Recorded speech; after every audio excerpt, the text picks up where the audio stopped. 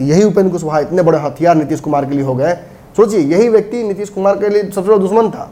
अपने जात का वोट काटेगा, डैमेज करेगा, मेरी बुराई करेगा, मेरे साथ रह चुका है तो अंदर की बात जानता है। और देखिए, उसी व्यक्ति को अपनी ताकत बना ली और भाजपा ना चाहते हुए भी आज नीतीश कुमार के सामने हाथ जोड़कर खड़ी है। मुकेश सहनी को अगर दबाव भी बनाना चाहिए नीतीश कुमार पर, भाजपा पर, तो मैं बता दूं, अभी भी हार कर मत फिर वापस रोना रोएंगे जाके किसी से। पहले ही लड़ाई लड़नी चाहिए, अभी लड़ाई लड़नी चाहिए। सीधे तौर पर जो आयोग बन रहे हैं, जिन आयोगों को नीतीश कुमार ने गठित नहीं किया है, उसमें कई आयोग मछुआरों का भी खाली है। उसके लिए लड़ाई लड़नी चाहिए। आपके कमजोर लोगों की सेना बनाकर आप ताकतवर नहीं हो सकते। ये दिखावे के लिए हो सकता है, लेकिन अभी एक सच्चाई नहीं। पंक्ति भी प्रचलन में है कि फूके हुए कारतूस से जंग नहीं जीती। और दूसरा मोटिव जो हम अब चाहते हैं कि आखिर ठीक है, इन्होंने तो अपनी नासमझी में ये बात बता दी जीतन राम मांझी को। ऑब्वियसली इनके जो थिंक टैंक है वो बहुत मजबूत है। अगर ऐसे ही थिंक टैंक ओबामा का होगा सेकंड टर्म में, ओबामा बोल रहा हूँ मैं ये डोनाल्ड ट्रम्प जी का, अंदर अंदर नीतीश और तेजस्वी एक होना चाहते हैं चुनाव बाद। तो आप मान के चलिए भाजपा के कई दिग्गज नेता नीतीश कुमार के यहाँ मिलन समारोह, विलय समारोह करने पहुंच जाएंगे और उसमें तैयार रहना चाहिए। पावर सेंटर से हर कोई जान रहा है कैसे आपसी असहमति बढ़ता जा रहा है। परिस्थितियां ऐसी बन गई हैं, भाजपा चाह कर भी मुकेश सहनी को नहीं रख पाई, लेकिन जीतन राम मांझी कंट्रोल में है। और भाजपा के पास दो ही रास्ते हैं, या तो यहाँ से नीतीश की जो सुप्रीमेसी है उसके सामने नतमस्तक हो जाए, सरेंडर हो जाए उपेंद्र कुशवाहा की तरह, या चुनाव के लिए तैयार रहे। बंगाल चुनाव के बाद फिर से चुनाव कराने के लिए यूपी बिहार का कहीं एक साथ ना हो जाए। बीजेपी के केंद्र में सरकार है, बाकायदा बहुत मजबूत है, लेकिन फिर भी मुकेश सहनी को कंट्रोल में नहीं रख पा रहे हैं। लेकिन जीतन राम मांझी ने सेटिस्फाइड नहीं रख पा रहे। मैं इस शब्द का प्रयोग करूंगा, सेटिस्फाइड नहीं रख पा रहे हैं, क्योंकि कंट्रोल तो रखा है डेफिनेटली। वरना इतने अगर राजनीतिक रूप से उचट हैं तो समझ लीजिए सरकार गिराने की भी बात कर सकते थे। जिस वक्त करना चाहिए उस समय नहीं किया, अब गिरा के क्या कर पाएंगे? दिखाते हैं, सरेंडर मार देते हैं। हाँ।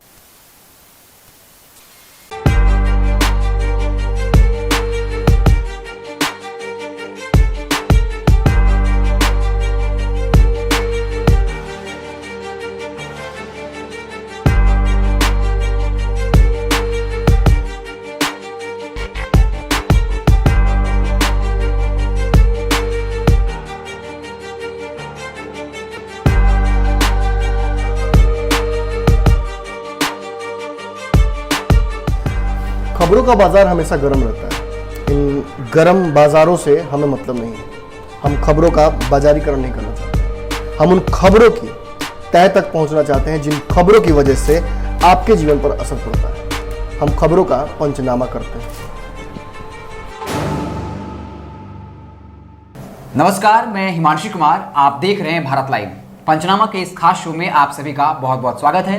इस शो में हमारे संपादक डॉक्टर मन मिश्रा खबरों की चीरफाड़ करते हैं, एक ही खबर को अलग अलग एंगल से समझते हैं, साथ ही साथ खबरों की तह तक पहुंचने की कोशिश करते हैं। इस वक्त बिहार की सियासत में जो है भूचाल मचा हुआ है अलग अलग कारणों से, लेकिन एक खबर ऐसा है जो चर्चा का विषय बना हुआ है और वो है मुकेश सहनी को लेकर। आपको याद होगा मुकेश सहनी ने जब बीच प्रेस कॉन्फ्रेंस में कहा था कि मेरे पीठ पे खंजर भोंका गया है, अब फिर अगर किसी पाले में जाते हैं और वहां फिर अगर छुरा घोंपने की जो है कवायद चल रही हो तो आप समझिए उस शख्सियत की क्या हालत रही होगी, वो कैसे इस बात को बयां करेगा।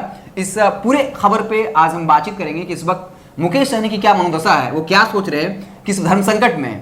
सर, मुकेश सहनी इस बार ऐसा लग रहा है कि धर्म संकट में फंस गए हैं। कहावत है कि एक तरफ तो उन्होंने कहा कि मेरे पीठ पे खंजर भोंका गया है, वो फिर बीजेपी की प्रशंसा भी करते हैं, हमको वहां मौका मिला है, लेकिन अब वहां उनके साथ धोखा हो रहा है और इस बार वो दिल की बात किसी से व्यक्त करते हैं, जाके अपना दर्द बयां करते हैं ऐसे शख्स के साथ जो बेचारा खुद उस दर्द से गुजर रहे हो, लेकिन वो शख्स जो है वो बाहर पब्लिक जो है सार्वजनिक कर देता है।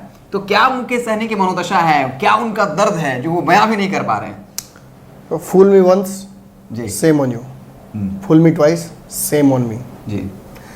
मुकेश सहनी ने, देखिए एक बात बता दूं, यहाँ दो चीज़ों का परिचय स्पष्ट तौर पर मिल गया है। एक कि जीतन राम मांझी विश्वास पात्र नहीं है जी। उनको विश्वास में लेके कुछ बोला बेकार, अपना लेवल बढ़ा दिया उन्होंने, नीतीश कुमार के प्रति वफादारी साबित कर दी। दूसरा कि अभी भी मुकेश सहनी इतने झटकों के बावजूद, इतनी राजनीति देखने के बावजूद राजनीतिज्ञ नहीं हो पाए हैं जी। ये बातें उन्हें आकर अगर करनी भी थी तो अपने पार्टी फोरम में करनी जी। थी। नीतीश कुमार को जब कहना होता है कि दोस्त और दुश्मन नहीं पता चला, तो वो अपने पार्टी फोरम में बोलते हैं। जी। मांझी को बोल देने से क्या हो जाएगा? क्या मांझी जी आपके दुख के साथी बनेंगे और कहेंगे कि नहीं ठीक है चलिए विरोध करके उनको लगा है कि दोनों का दुख एक ही है, चलिए आइए साझा करते हैं। ऐसा नहीं होता है राजनीति में, ऐसा नहीं होता है। जो दुख तोरा तो सो दुख मोरा नहीं होता है जी। सबका दुख अलग अलग है। जैसे जेकर दर्द से कर हरद वाला सिस्टम है, अपना अपना दर्द अपना अपना दवाई। और मुकेश सहनी ने ये बातें बोलकर, अब तो अपने जो खबर चलाई है, मैं फिर भी चाहूंगा कि संक्षिप्त में बताने की कोशिश करूंगा। ये कहना कि भाजपा ने हमारे साथ धोखा कर दिया है, ये कहना कि तेजस्वी यादव ने धोखा किया है, इतने ईमानदार भी आप नहीं हैं, इतने आप निरीह भी नहीं है कि आपको बार बार धोखा दिया जाए। जी, आपसे जब अमित शाह ने बात स्पष्ट कर दी है कि आपने जो मांगा था हमने आपको दे दिया है, तो अब इसमें बातचीत नहीं रह गई। रीनेगोशिएशन एक अलग टर्म होता है जी।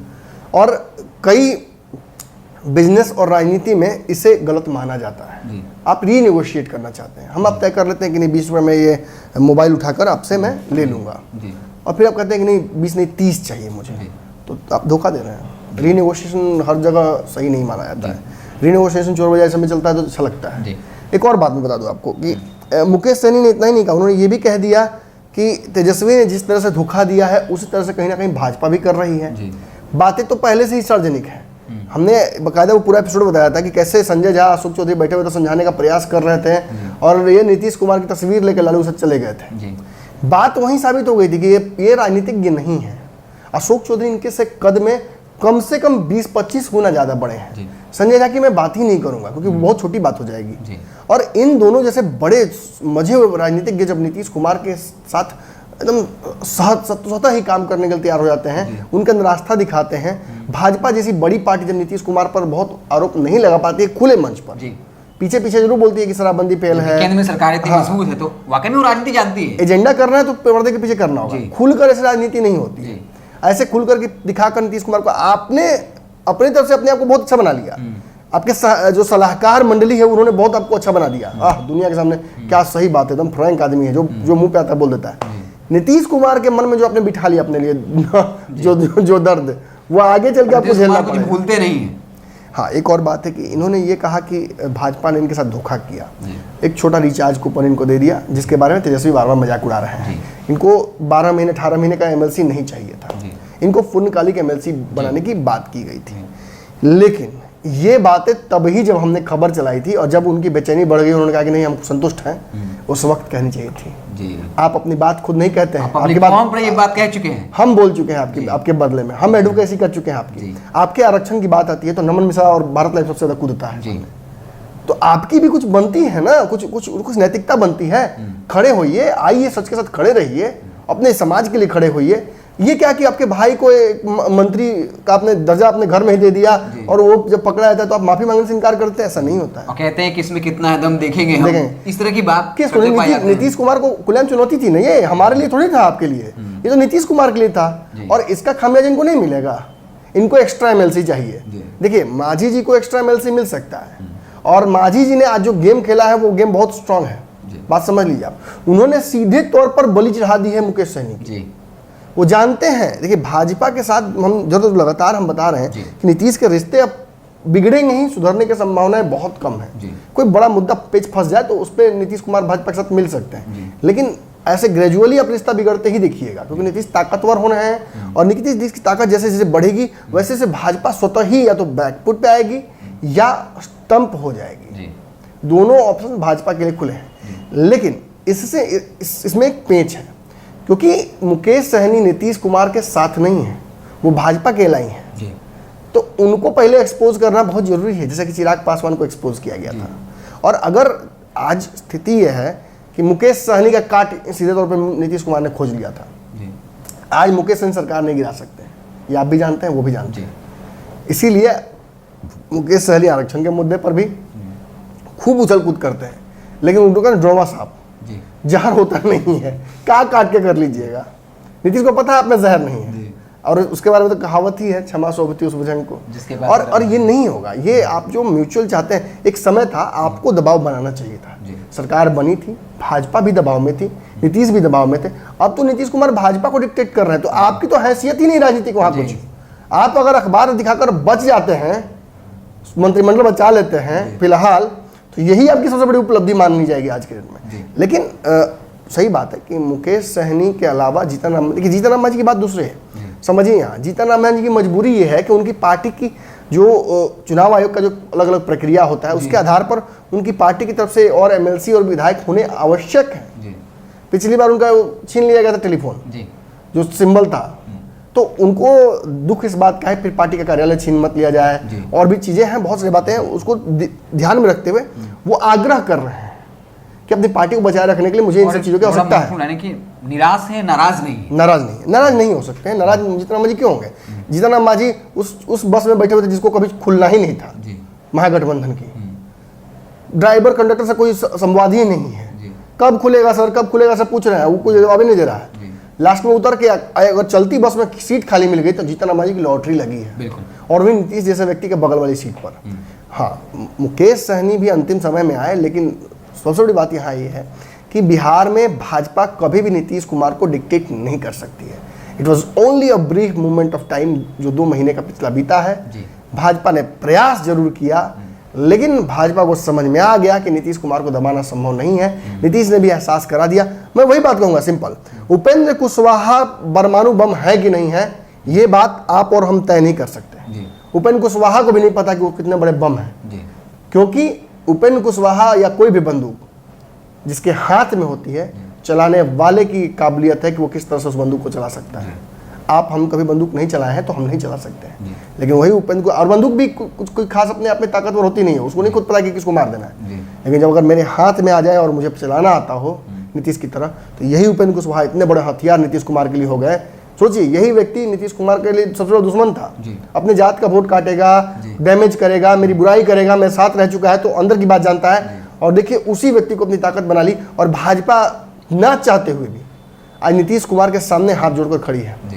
अगर भाजपा इससे ज्यादा परेशान करेगी तो नीतीश कुमार इस बात की तैयारी में है, और ये अगर किसी को भ्रम हो तो भ्रम निकाल दे, भ्रम हो तो भ्रम निकाल दे। ये बहुत ग्रेविटी के साथ, बहुत सोच समझ के बात कह रहा हूँ कि चुनाव तो तय है होना, आज हो जाए, कल हो जाए, महीने भर बाद हो जाए, इस साल के अंत में हो जाए, अगले साल शुरुआत में हो जाए, अगले साल के अंत में हो जाए, लेकिन ये 5 साल सरकार चलने वाली नहीं है। इस स्थिति में तो बिल्कुल ही नहीं। मैं बार बार बोल रहा हूँ, अगर नीतीश कुमार बहुत ताकतवर हो जाते हैं और भाजपा चरण वंदन करती रहती है, तो नीतीश कुमार को तेजस्वी के साथ जाने की जरूरत नहीं है, क्योंकि वो जानते हैं कि तेजस्वी के साथ जाएंगे तो उनका वोट बैंक हमसे बड़ा है, वो भी दबाव बनाएंगे। अगर सहजता के साथ रहते भी हैं तो 55 वो चीज़ें हैं, 55 तरह की समीकरण है, सबको ध्यान में रखना है, और उन सब पे नज़र नहीं रह सकती है एक बार में। कभी इस नेता को खुश करेंगे तो वो नेता नाराज हो जाएंगे, भाजपा अलग ही आग लगाएगी। और भाजपा ने कितना आग लगाया आपको याद ही है, षड्यंत्र तक किया महागठबंधन सरकार गिराने के लिए। खुद सुशील मोदी ने कितने दिन तक नीतीश कुमार के कान भरे हैं, बाद में सब बातें खुली। तो ऐसा है कि कान तो भरने की जो प्रक्रिया है वो बिहार के चलती रहती है, राजनीति का हिस्सा है। हाँ, ये बहुत इंपॉर्टेंट है। अब देखिएगा, मंच पर जब नेता मौजूद रहते हैं तो 2-4 वो कार्यकर्ता जो गांव देहात से आता है, लोग फोटो खिंचाने के लिए जरूर जबरदस्ती कान में आके पूछ देता है कुछ पानी पिए हैं सर, फोटो के सामने से कभी फोटो खींचता है, तो कान में फूकने वाला रिवाज बहुत पुराना है। लेकिन हाँ, ये बात है कि नीतीश कुमार इतने शॉर्ट ईयर्ड नहीं है कि वो कोई किसी की बात सुन ले। हाँ, ये बात जरूर है कि जब जीतन राम मांझी इस तरह की बात करते तो यहाँ एक मोटिव निकालना जरूरी है कि आखिर क्यों मुकेश सहनी को शहीद कर दिया उन्होंने। मुकेश सहनी ने ये बातें क्यों कन्फाइड की जीतन राम मांझी को। देखिए, जीतन राम मांझी को ये बातें बोलने का मकसद मुकेश सहनी का इतना ही हो सकता है कि वो उन संभावनाओं को तलाश करने की कोशिश करें कि अब अगर मान लीजिए हम उधर से आए हैं, इधर हमें स्थान नहीं मिलेगा, ऑब्वियसली जात की राजनीति करनी है क्योंकि वोट तो यही देगा, ऑब्वियसली जात को रिप्रेजेंटेशन देना है क्योंकि इन्हीं लोगों से फिर दोबारा जाकर मिलना है, तो इन्हीं के नाम पर राजनीति कर रहे हैं। तो ये भी इग्नोर नहीं किया जा सकता कि आरक्षण न मिले। फिर बात रिप्रेजेंटेशन की है तो इनको इनके पार्टी में वीआईपी में मुख्यमंत्री भी यही बनेंगे, उप मुख्यमंत्री कैंडिडेट भी यही थे, एमएलसी भी यही बने, चुनाव भी यही लड़े, राष्ट्रीय पद भी अपने भाई को दे रखा है, मंत्री बने तो भाई को मंत्रालय देने लगे, और दबाव इन्हें बनाना चाहिए। देखिए, मैं बता दूं स्पष्ट तौर पे आपको, ये हल्की बातें नहीं होनी चाहिए। मुकेश सहनी को अगर दबाव भी बनाना चाहिए नीतीश कुमार पर, भाजपा पर, तो मैं बता दूं अभी भी हार कर मत फिर वापस रोना रोएंगे जाके किसी से। पहले ही लड़ाई लड़नी चाहिए, अभी लड़ाई लड़नी चाहिए। जी। सीधे तौर पर जो आयोग बन रहे हैं, जिन आयोगों को नीतीश कुमार ने गठित नहीं किया है, उसमें कई आयोग मछुआरों का भी खाली है। उसके लिए लड़ाई नहीं लड़नी चाहिए। उसमें नीतीश कुमार से लड़कर खुद तय करना चाहिए कि किसको जगह मिलेगा। इनकी पार्टी के जितने लोग नैतिक दबाव बनाने से कहते हैं ये सही है तो आप क्यों नहीं करिए, घूम रहे हैं इसी तरह से, मैंने बिना नाम के, उन लोगों को स्थान मिलेगा, फिर पार्टी मजबूत होगी, फिर उसके बाद कैडर बढ़ेगा, फिर लोगों को डिस्ट्रीब्यूट कर सकते हैं आप टिकट, फिर दबाव बना सकते हैं नीतीश कुमार पर। इस तरह से नहीं होता है। आपके कमजोर लोगों की सेना बनाकर आप ताकतवर नहीं हो सकते। ये दिखावे के लिए हो सकता है, लेकिन अभी एक सच्चाई नहीं पंक्ति भी प्रचलन में है कि फूके हुए कारतूस से जंग नहीं जीती है। और दूसरा मोटिव जो हम अब चाहते हैं कि आखिर ठीक है, इन्होंने तो अपनी नासमझी में ये बात बता दी जीतन राम मांझी को। ऑब्वियसली इनके जो थिंक टैंक है वो बहुत मजबूत है। अगर ऐसे ही थिंक टैंक ओबामा का होगा सेकंड टर्म में, ओबामा बोल रहा हूँ मैं ये डोनाल्ड ट्रम्प जी का, उनका होगा, क्योंकि जो स्थिति उनकी हुई वो देखने लायक है। अब बात है कि जीतन राम मांझी ने क्यों नहीं शहीद किया। दो बड़े मोटिव है। एक तो जो मैंने स्थापित की कि कहीं ना कहीं नीतीश कुमार का इसमें एजेंडा है। नीतीश कुमार चाहते हैं कि पहले जो बाकी लोग हैं वो साइड पहले हो जाए, भाजपा से तो सामने सामने बात हो। इन लोगों के साइड हटने से, इन लोगों को कमजोर कर देने से इनकी लड़ाई भाजपा से सीधे हो जाएगी, और ये भी भाजपा को डैमेज करेंगे कि आपने तो कहा था कि दिलाएंगे और भाजपा, और देखिए नीतीश जी नहीं दे रहे हैं। तो यहाँ का संवाद ना हो कि यहाँ का भी संवाद शुरू हो जाएगा, और उस वक्त नीतीश कुमार को मौका मिलेगा उन विकल्पों पर चर्चा करने की। देखिए एक बात और बता दूं आपको, अगर नीतीश कुमार चुनाव में जाते हैं और उनकी स्थिति बेहतर रहती है वोट परसेंटेज वाइज, और थोड़ा भी जोड़ घटाव लग जाता है कि नहीं अंदर अंदर नीतीश और तेजस्वी एक होना चाहते हैं चुनाव बाद, तो आप मान के चलिए भाजपा के कई दिग्गज नेता नीतीश कुमार के यहाँ मिलन समारोह, विलय समारोह करने पहुंच जाएंगे। और उसका तैयार रहना चाहिए। पावर सेंटर से हर कोई जान रहा है कैसे आपसी असहमति बढ़ता जा रहा है। परिस्थितियां ऐसी बन गई हैं, और जीतन राम मांझी ने शहीद तो कर ही दिया इनको, साथ ही साथ ये एहसास भी करा दिया भाजपा को, और ये बातें अब सार्वजनिक भी हो गई जो हम बार बार कह रहे हैं कि भाजपा अब सेकंड फिडल हो गई, बड़ा वोट लेकर आई, बड़ा भाई बनने चली, लेकिन आके अब छोटा हो गई, नीतीश कुमार के सामने बौना हो गई। नीतीश ने जो चाहा सो कर लिया ना, यही साबित करता है ना इन दोनों का संवाद जो जीतन राम मांझी और मुकेश सहनी का हुआ है, ये साबित करता है कि भाजपा चाह कर भी मुकेश सहनी को नहीं रख पाई, लेकिन जीतन राम मांझी कंट्रोल में है। और भाजपा जब दूसरे के लिए करने की बात छोड़ी ना, खुद के लिए जब नहीं कर पाई तो दूसरे के लिए क्या करेगी। भाजपा में एक बड़ा हिस्सा जाके नाराज बैठा हुआ है, एमएलसी हमारे हिसाब से नहीं हो पाया, कई लोग एमएलसी बनने का सपना देखे हुए थे, वो लोग भी नाराज हैं। तो परिस्थितियां अभी बहुत ढेर लड़ाई लड़ना बाकी है, लेकिन ये तो तय है कि भाजपा एकमात्र लक्ष्य है नीतीश कुमार का फिलहाल, भाजपा को कैसे हूँ नीचे लाना है। और भाजपा के पास दो ही रास्ते हैं, या तो यहाँ से नीतीश की जो सुप्रीमेसी है उसके सामने नतमस्तक हो जाए, सरेंडर हो जाए उपेंद्र कुशवाहा की तरह, या चुनाव के लिए तैयार रहे, बंगाल चुनाव के बाद फिर से चुनाव कराने के लिए यूपी बिहार का कहीं एक साथ ना हो जाए।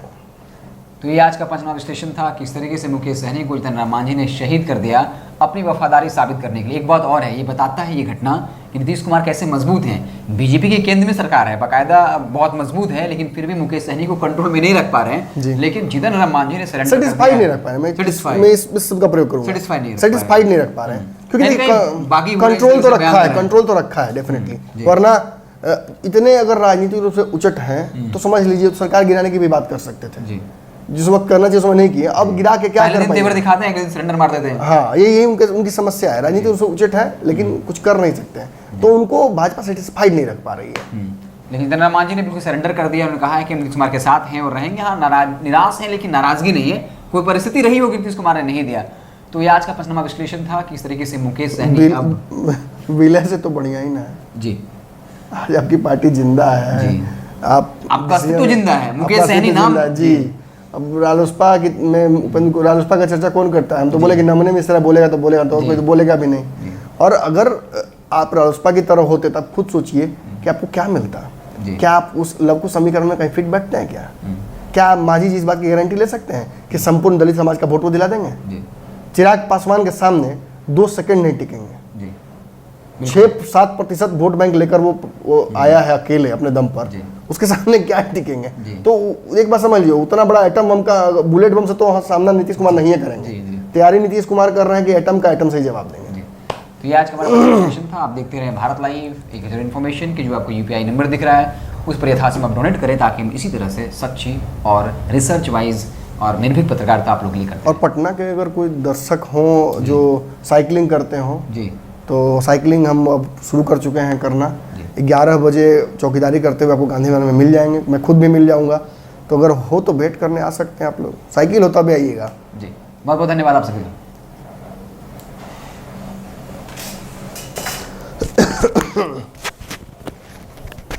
गिर गया। अगर ये वीडियो पसंद आई और वह बिहार के राजनीति और बिहारियत से सरोकार रखेनी तो सब्सक्राइब बटन दबा के चैनल के सब्सक्राइब कर ली। ओजे एगो घंटी बा, ओकरा बटन दबा देला से कुल सटीक और मारक खबर रुआ मुफ्त में मिल जाई। अगर रुआ पत्रकारिता के हमनी के नया प्रयोग में सहयोग कर चाहतानी तो ज्वाइन बटन दबा दी। पेटीएम नंबर नोट कर ली 9386816700। धन्यवाद।